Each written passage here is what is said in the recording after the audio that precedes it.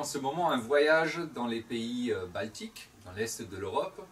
Je découvre des régions très jolies, magnifiques, avec des gens très sympathiques. En ce moment, dans la région d'Aglona, en Lettonie. Voici le centre d'information touristique de Aglona, derrière moi, où l'on peut obtenir toutes les informations nécessaires sur le tourisme, ainsi que la possibilité de louer des vélos électriques, des canoës, des pédalos, etc. gratuitement et obtenir les cartes et le matériel qu'il faut pour découvrir la région. Nous allons maintenant nous diriger vers l'île où il est aussi possible de faire du géocaching par exemple.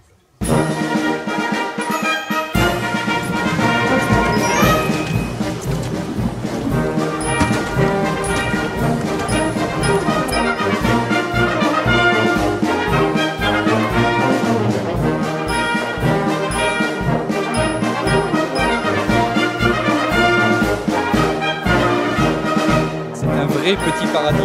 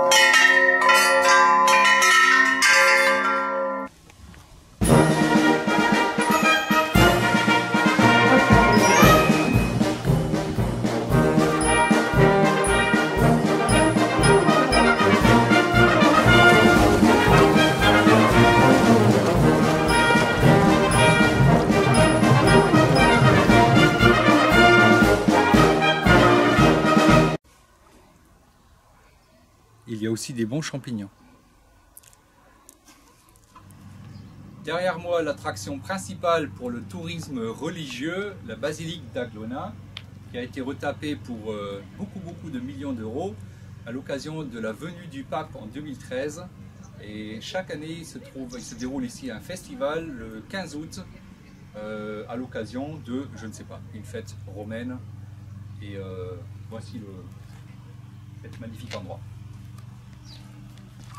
Ici un monument à l'honneur du premier et dernier roi de la Lituanie, le roi Mindaug, qui fut abattu ici brutalement par son rival religieux politique Daumuns en 1263.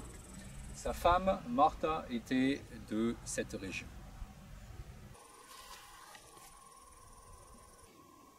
Derrière moi, le magnifique petit lac de Velnezers, c'est une réserve naturelle de 53 hectares créée en 1977.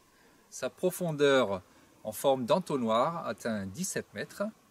Il est situé au sud-est de la commune d'Aglona, perdu dans une forêt de pins.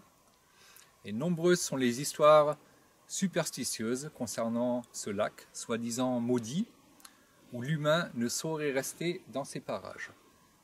J'ai bien fait un test de l'eau, on peut très bien rester et c'est vraiment un endroit magnifique.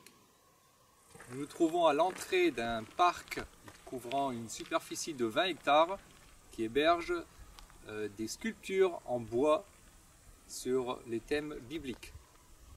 Il y a ici des étangs artificiels et environ 220 sculptures en bois, tous autour de la religion et de certaines scènes bibliques. Il y a beaucoup de travail.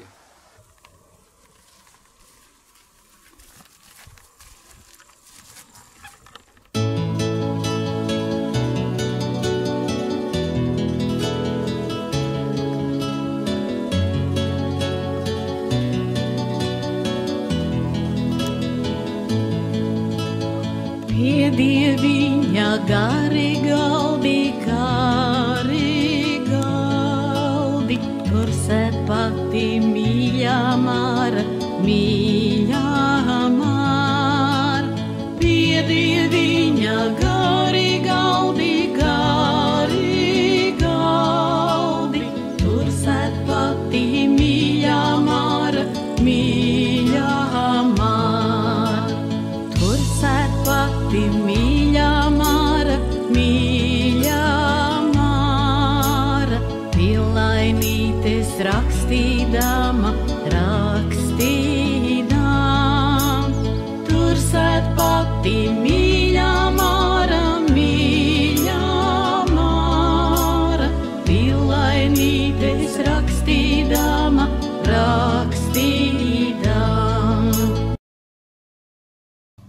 trouverez 3 musées dans cette ville, le musée du pain, le musée de la guerre et le musée de la poste. Directement à côté du musée de la poste, vous trouverez cet endroit très pratique pour les camping-cars, pour poser une tente, juste faire du camping. C'est un endroit qui appartient à Arthur, où on peut passer de merveilleuses vacances. Un gars très accueillant, très sympathique. Le musée de la Poste et de l'information d'Aglona propose 3 thèmes. L'histoire locale, l'histoire de la communication de l'Antiquité au monde moderne de la technologie. Dans le musée de la Poste et de l'information, vous trouverez une copie de la pierre tombale dédiée au roi Mindaug, trouvée en 1618. Le musée postal propose un voyage dans le temps et donne accès à une prison médiévale. L'information a toujours été une raison d'emprisonnement à travers l'histoire. Non loin d'Aglona se trouvait l'ancienne route postale Saint-Pétersbourg-Varsovie. C'est l'une des plus longues lignes postales de la Russie tsariste, à 1250 km. Le tsar russe lui-même et sa famille ont emprunté la route postale à plusieurs reprises. Le musée donne aussi l'occasion de se familiariser avec le monde des parfums postaux en invitant à participer à un jeu. Shalom lekulam, les Juifs jouaient un rôle important dans la diffusion de l'information et des services postaux en Lettonie. Les Juifs étaient aussi des marchands et des artisans. Tout en travaillant dans une maison et en allant travailler dans une autre, les Juifs étaient souvent intermédiaires et facteurs. Ils représentaient jusqu'à 20% de la population d'Aglona avant la guerre. Ki ko'ahav Elohim et ha'olam al kinatan et bno yechido leman lo yovad kol ha'ma'amin bo ela yenchal kayei olam. Le premier timbre poste au monde, le Black Penny, est exposé au musée postal d'Aglona. L'histoire des premiers timbres de Lettonie n'est pas moins passionnante.